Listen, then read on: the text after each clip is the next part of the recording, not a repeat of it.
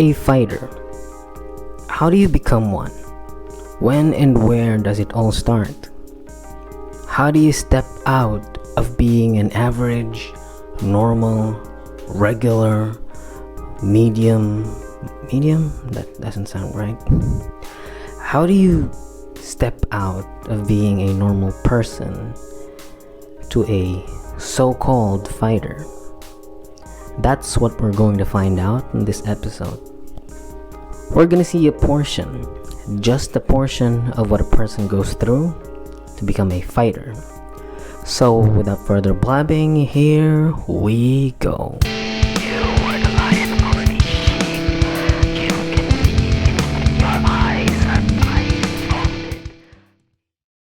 We start with waking up and preparing the mind, body, spirit, and the stuff you need, like your gear. And for me, I need to make sure I have the camera and other stuff ready and fully charged.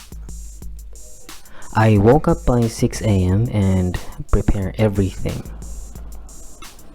I got to the train station by about 7 a.m. and started my long journey to meet Jomar, star of the show.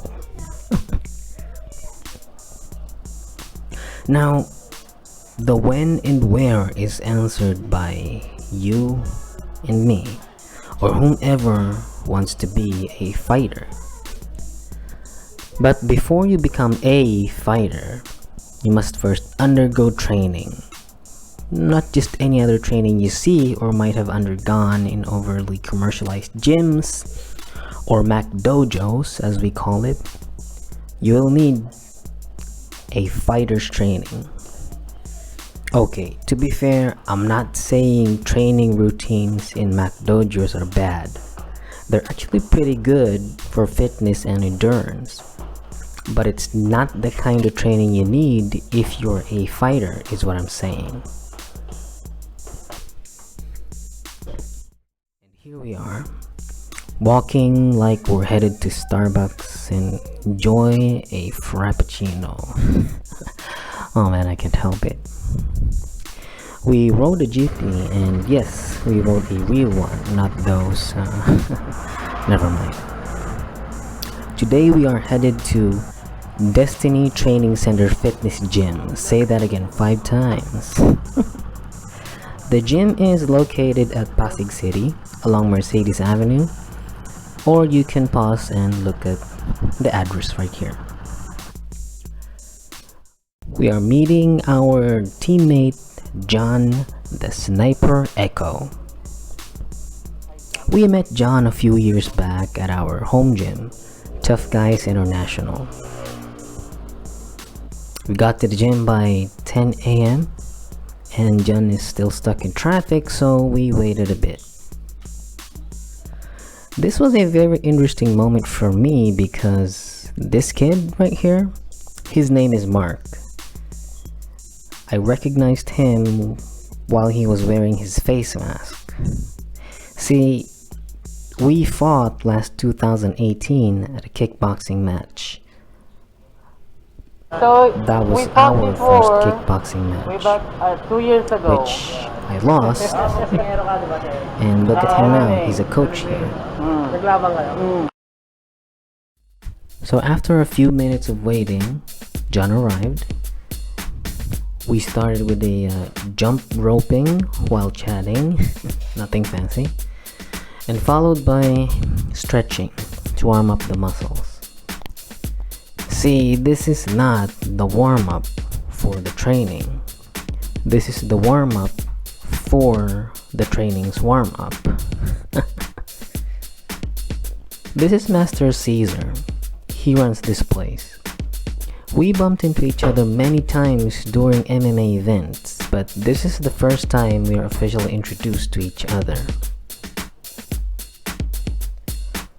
So finally we are here, the training proper. In this gym, it's customary for fighters to take off their top while in training. So, we apologize for what you're about to see. We started with a warm welcome from Master Caesar and showing respect for each other. Then it begins.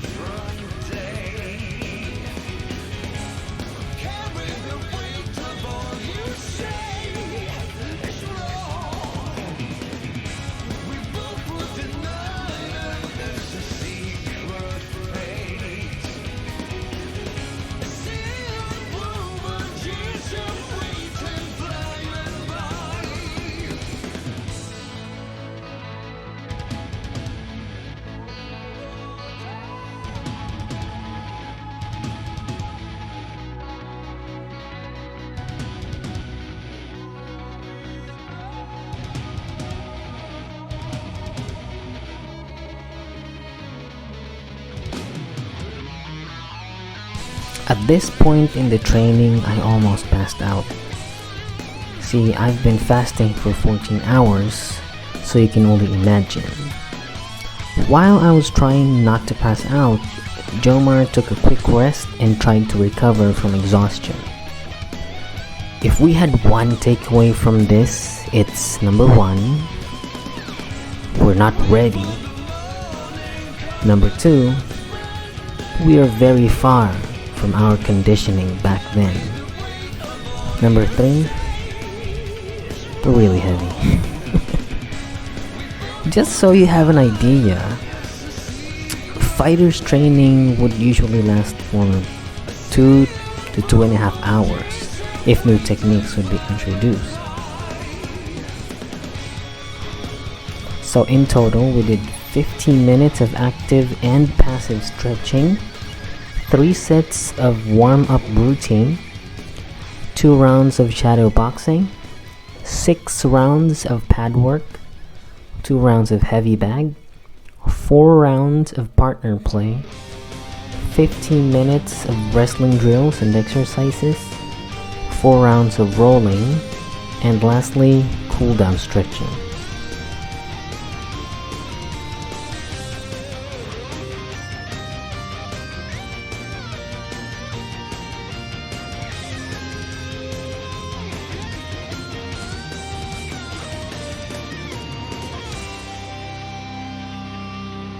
Someone to protect and be protected by when that certain fury would come. Someone to respect and be respected by when deprivation took its toll on you. No more to defend, fading away.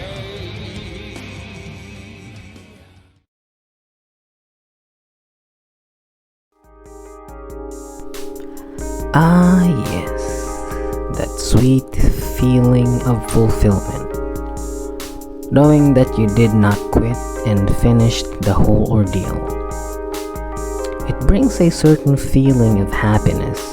Well, scientifically speaking, the brain releases happy hormones called serotonin when you do physical activities. Or at least that's what I know and understand. After training, Master Caesar gave us food, which I was very much in pain and ashamed of myself for not eating because it's still not my time to eat since I'm still fasting or within fasting hours, which I'm glad Master Caesar completely understood.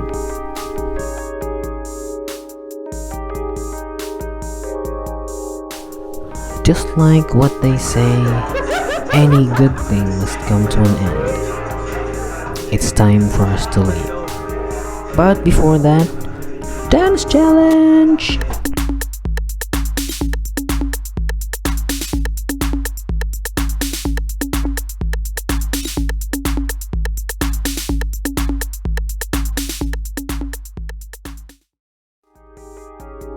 We said thanks and our will be backs, and we're headed home.